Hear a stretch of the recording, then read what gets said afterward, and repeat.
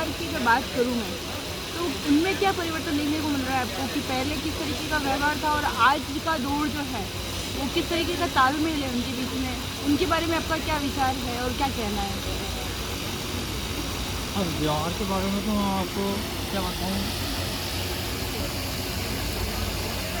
उस टाइम तो पत्रकार मतलब इतना वो नहीं था जागरूक या प्रेस। हालांकि हम पत्रकारिता करते थे लेकिन इतनी जागरूकता नहीं थी, प्रशासन के पास भी नहीं थी। और जैसे आज जागरूकता है, आज तो कहीं पहुंच जाए प्रेस और ये प्रेस आ गई, थोड़ा खौफ हो जाता है कि कुछ भी हो। उस वक्त हम दोष भी नहीं देते थे, हम हमारे साथ भी हम पर ली और वो कर लेते। और आज तो बात ही अलग हो गई।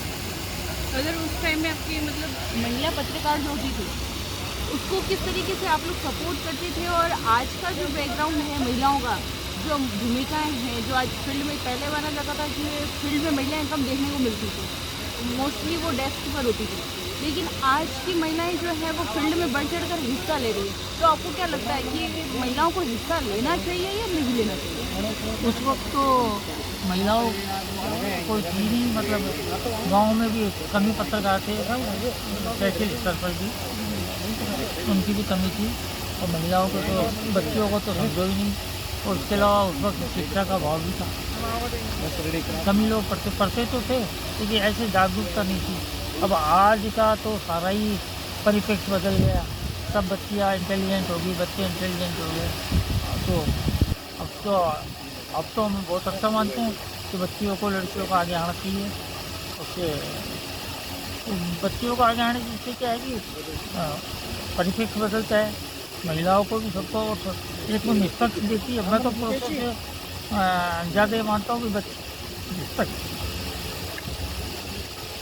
अगर जो उन्होंने बताया कि देख के, तो जो लड़कियाँ हैं वो पूरा देख के देगी। हो सकता है लड़के कई बार में तो नहीं होता, वो देख लेते हैं इधर जाने की कोई बात नहीं। तो मैं तो उसको तो बहुत सम्मान की दृष्टि देता हूँ कि बच्चे को पढ़ाना चाहिए। लेकिन तो कहा जा रहा है कि जो आज की जो महिलाएं हैं जो फील्ड में एक साथ काम करती है, अगर मान लो वो एक ही चैनल से हैं, तो कंपटीशन का दौर है। तो इस कंपटीशन के दौर में आपको क्या लगता है कि महिला वास्तव में एक दूसरे से कंपटीशन कर रही है या फिर अपनी प्रतिभा के तौर पर वो आगे बढ़ रही है? इसको तो मैं तो यही कहता हूँ, प्रतिभा के दौर पे आगे बढ़ेगी। कंप्यूटर अब जैसे चैनल है, अब चैनल तो अभी बताया था भाई साहब ने भी, राजपूत उन्होंने तो मालिक लोग कुछ भी कहते, लेकिन जैसे प्रतिभा होगी उसी हिसाब से ज़्यादा महत्व रहेगा। आज की युवा पीढ़ी को आप क्या संदेश देना चाहते हैं इस पत्रकारिता जगत के क्षेत्र में कि उन्हें किस तरह की चुनौतियों का सामना करना पड़ सकता है या वो किस तरीके से आगे बढ़ सकते हैं या मोटिव हो सकते हैं आगे इस क्षेत्र में कार्य करने के लिए? अब देखो, सही बात तो ये है, मैं आज की युवा पीढ़ी से ये कहता हूँ कि पत्रकारिता में आगे ही नहीं। उसका सबसे बड़ा कारण है एक्चुअलिटी है, बिल्कुल पत्रकार कुछ भी नहीं है। जो अगर कोई बिजनेस कर ले, कोई दुकान खोल ले, जैसे उदाहरण बताओ, एक कपड़े की दुकान खोल लेता है तो अपने पूरे परिवार को चला लेता है, बच्चों की शादी कर सकता है। मेरे को ये बात बताओ, कोई पत्रकार कितना बड़ा हो, उसके 2 बच्चियाँ हो गई, 1 बच्चा हो गया, तो उनको न कब तो कितना तो पढ़ाएगा, कब शादी करेगा, कब क्या करेगा, मतलब वो उसमें रहता है। और पत्रकार सब अपेक्षा करते हैं कि ईमानदार रहें, और बिल्कुल सही ईमानदार, लेकिन उसको मिलता कुछ नहीं है। लेकिन अगर पत्रकार अगर आगे नहीं आएगा तो फिर जो सत्य चीज़ें हैं या जो घटित घटनाएं हो रही हैं देश में, तो वो उस तक कैसे पहुंचेगा? नहीं, वो तो बिल्कुल सही है, आप घटना भी पहुंचनी चाहिए, लेकिन मेरा कहने का मतलब है कि आप हो या मैं हूँ, फील्ड में अपन काम कर रहे हैं तो अपन को इतनी तो मजदूरी मिलनी चाहिए जिससे अपन अपना घर का चला सकें। तो आपके कहने का तात्पर्य ये है कि पत्रकारिता के क्षेत्र के साथ साथ वो कोई और काम भी करे? और काम करें, जैसे मैं भी कुछ करता हूँ अलग से। तो मेरा तात्पर्य है कि उसमें एक तो उसके लांछन नहीं लगेगा, उसके लांछन नहीं लगेगा कि ये करता है। एक तो उसके ऊपर दम हो जाएगा। जैसे मैं तो मेरा ही उदाहरण बताता हूँ कि मैं अलग से करता हूँ चीज़ें और इसको भी टाइम देता हूँ। मेरे साथ मेरा पार्टनर है, ठीक है, लेकिन वो मतलब ये नहीं लगता है कि मिस्टर ने ये कर दिया या फला को जाके दबा दिया, ये कर दिया। वो एक हज़ार नहीं कुछ भी। और अब कई पत्रकारों को मैं देखता हूँ जो नए नए बने हैं, जैसे कैमरा लेके वो इसको मोबाइल है, अब कई शिकायत करते हैं तो साहब उसने ऐसे कर दिया, उसने ऐसे कर दिया, उसने ये कर दिया, तब वो उसको नेगलेक्ट कर जाते हैं। क्या करें? सही है। आज की अगर युवा पीढ़ी अपने ऊपर भार लेके चलेगी तो आगे कैसे बढ़ेगी? कैसे बचे? और यदि वो आगे नहीं बढ़ेगी तो फिर वो सत्यता को कैसे उजागर करेगी, या देश में जो घटित घटनाएं हो रही हैं? नहीं, ये तो होना चाहिए, लेकिन प्रश्न ये है ना, मैं तो एक अपनी समस्या बता रहा हूँ पत्रकारों की। क्या अपने आजीविका के लिए बताओ क्या करें? मैं पूरा सहमत हूँ कि अपन को निष्पक्ष पत्रकारिता करनी चाहिए, सच्चाई बतानी चाहिए, किसी के दबाव में नहीं आना चाहिए। तो क्या पत्रकारों को ये प्रयास नहीं करना चाहिए कि वो अपनी आजीविका का साधन भी जो है वो इस खबरों के माध्यम से या फिर जो पत्रकारिता क्षेत्र में कुछ ऐसा निर्माण करें कि उससे उसका इनकम सोर्स और मजबूत हो? अभी इनकम सोर्स क्या कारण है कि आज पत्रकारिता क्षेत्र का इनकम सोर्स इतना कमजोर है? हाँ, कम कि एक पत्रकार को ये सोचना पड़ता है कि अपनी पत्रकारिता के साथ साथ वो कोई और रोजगार भी करे। ये इसीलिए है ना कि खबरों की तो मजबूती है, अब उसमें कैसे लेंगे पैसे, किस तरह उसको मजबूत कैसे करें? आपने बना ली, मैंने भी बहुत मजबूत खबर बना ली, सराहना हो रही है, सब सराहना बहुत करते हैं। सुबह अखबार में समाचार आएगा और पत्र आएगा, मज़ा आ गया। लेकिन अगर इतनी सी भी कमी हो जाए तो एक और है, सब बुराई करने मारे हैं तो बेकार थे, हम पहले ही जानते, इनको पहले ही जानते।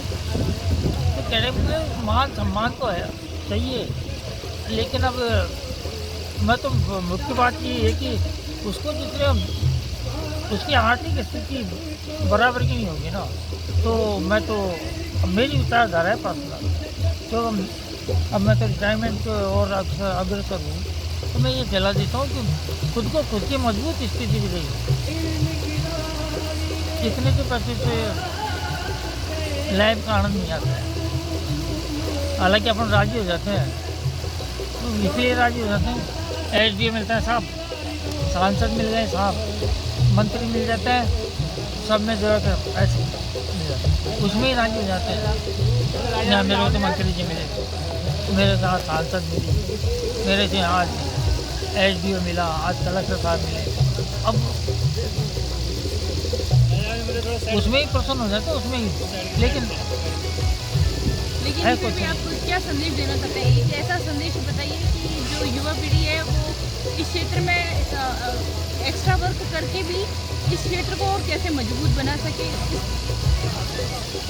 मैं तो युवा पीढ़ी को ये दूंगा कि पत्रकारिता में निष्पक्षता को देखते हुए और सच्ची घटनाओं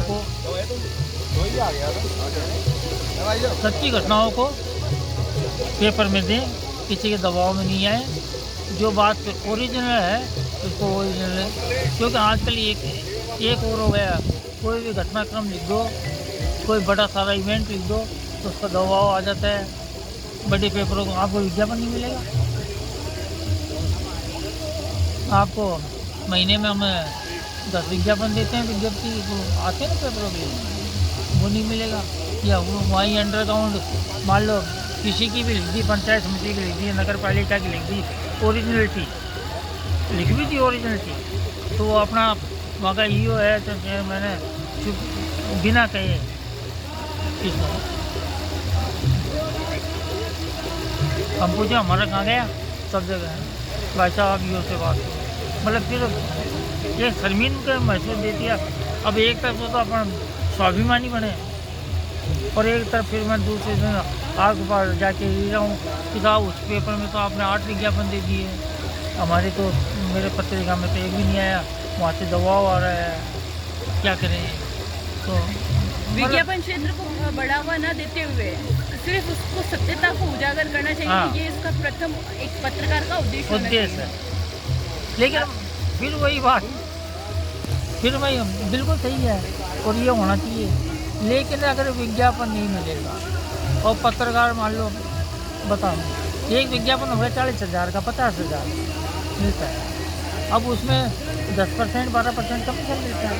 अब पत्रकार तो अब तो मैं भी पत्रकार हूँ, आप भी पत्रकार, तो आप ही चाहोगे 40,000 का हो गया 50,000 का हो गया तो आपको कमीशन मिलेगा 12% लग जाएगा। आप चाहोगे वो आ गया ना खुद का हाथ के लिए भी। अब बताओ क्या करें। लेकिन फिर भी ये है कि इसमें झिझक और डर नहीं चाहिए, डरपोक तो होना ही नहीं चाहिए। अगर दमदार रहोगे ना, ये भी मैंने देखा है, अगर दमदार रहोगे और लेखनी बिल्कुल सही से होगी ये सब दबते रहेंगे। मतलब जोर तो दबता ही रहेगा, मैं तो ये नहीं कहता कि साहूकारी भी देंगे ईमानदारी भी देंगे, वो जो बेईमानी करता है जो करता है उसके दिमाग में वो हाँ ये सर आपके साथ बात करके हम लोगों को बहुत अच्छा लगा और आपकी बात जो है वो कई सारे पत्रकारों को लाभ देगी ऐसी मैं आशा करती हूँ और तहे दिल से आपका ये आप